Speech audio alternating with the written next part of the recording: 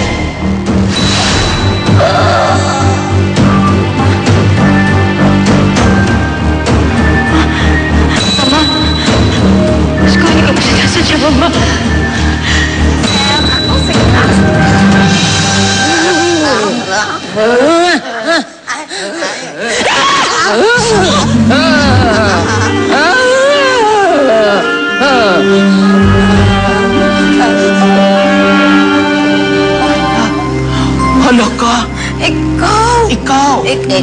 Natakot sa'yo, hindi sa akin. Ako na naman.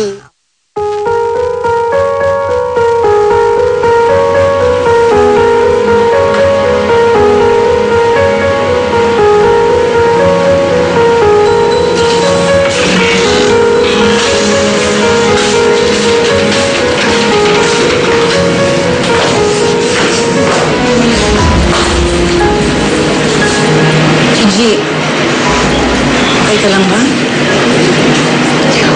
Oo, Nay. Hindi lang ako makatulog. Ako din. Nag-aalala ako kay Eloisa. Hirap ang kalooban kung nandun ulit siya sa mansyon. Kung anong gawin ulit nila sa kanya. Eh, hindi ko naman mapigilan dahil kailangan din siya ni Bobby. Safe naman ho siguro siya doon, Nay. Wala na si Mama eh. Wala naman nanakit sa kanya. Hindi tayo nakakasiguro. Sa bagay, hindi si Chino may gawa nun, malamang isa lang sa kanila doon sa loob ng bahay. Yun. Kaya kinakabahan ako para kay Eloisa. Kung sino man ang nagwalang hira kay Don Hilal, malaya pa siya makakagalaw sa mansyon.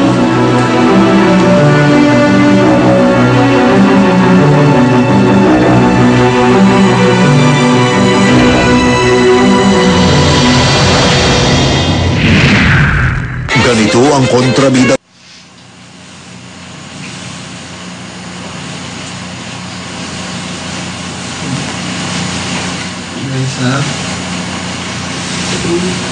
Eloisa?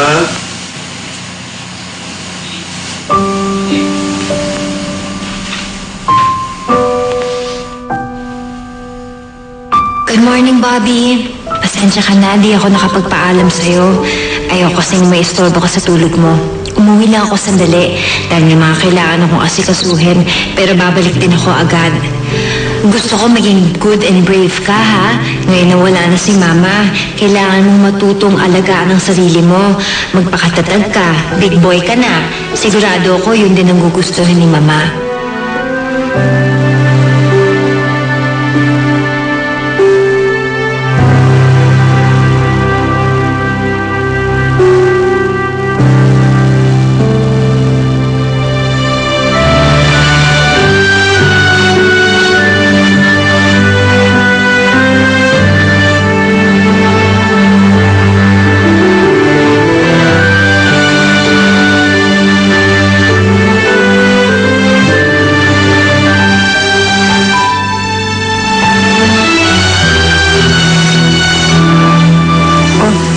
sabi mo sa sister mo, salamat ha. Ay, salamat sa pagsinsabi. Oo, thank you. Ito na sila. Ito.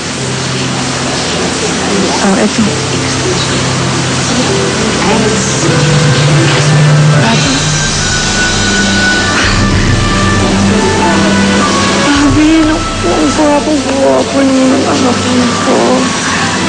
Gwapo mo, Bobby, ha?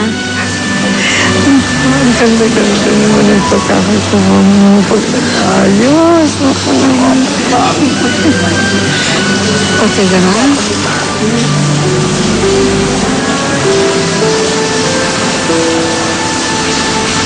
Manang, sino nag-ayos dyan?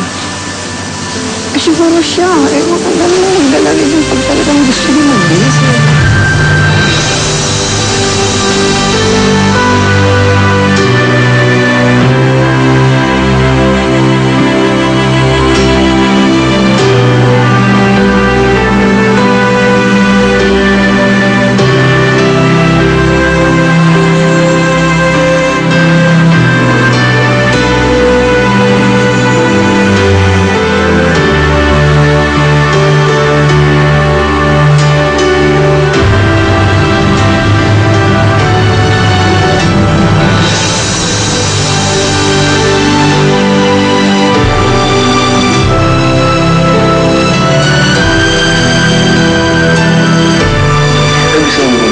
Yes, of course.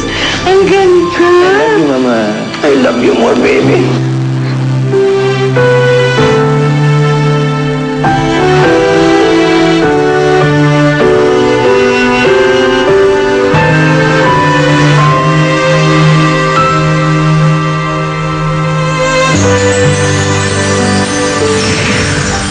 Sumaba ka na kay si Rachel, mas mabuti pa pauwi niyo na lang.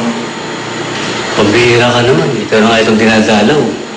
Ang dami mo pang reklamo. Harapin mo na. Eh sir, kung pumunta dito para bang insulto, huwag na lang di ba masisira pa araw ko. Eh, paano? Pauwiin ko na yan. Harapin mo na lang.